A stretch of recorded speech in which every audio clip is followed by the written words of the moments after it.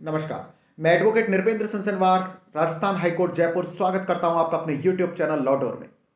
बताने जा रहा हूं आपको पंजाब एंड हरियाणा हाईकोर्ट के द्वारा दिए गए फैसले के बारे में।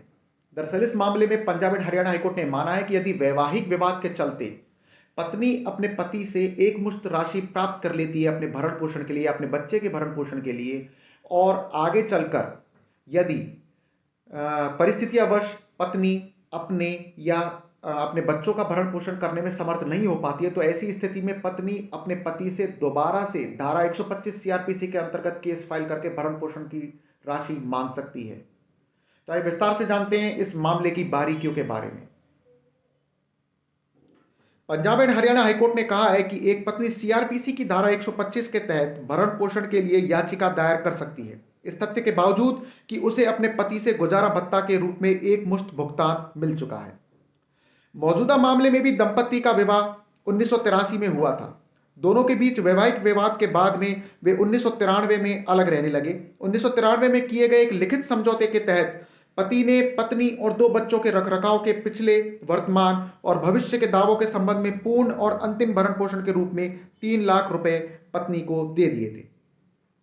हालांकि 2007 में पत्नी ने भरण पोषण के लिए धारा 125 के तहत एक याचिका दायर की, जिसमें कि 2016 में एडिशनल सेशन जज पठानकोट ने उसके पक्ष में ही फैसला सुनाया और पत्नी को प्रति माह 15,000 रुपए की दर से भरण पोषण प्रदान करने के आदेश पति को दिए गए।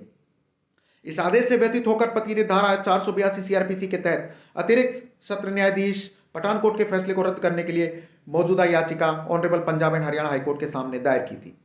याचिकाकर्ता पति की दलील यह थी कि धारा 125 के तहत पत्नी की याचिका बिल्कुल भी मंजूर नहीं की जा सकती है। यह कानून की प्रक्रिया का पूर्ण दुरुपयोग है, क्योंकि मामला पहले से ही पार्टियों के बीच एक लिखित समझौते के माध्यम से तय किया जा चुका था, जिसका याचिकाकर्ता द्वारा अनुपालन भी किया गया था।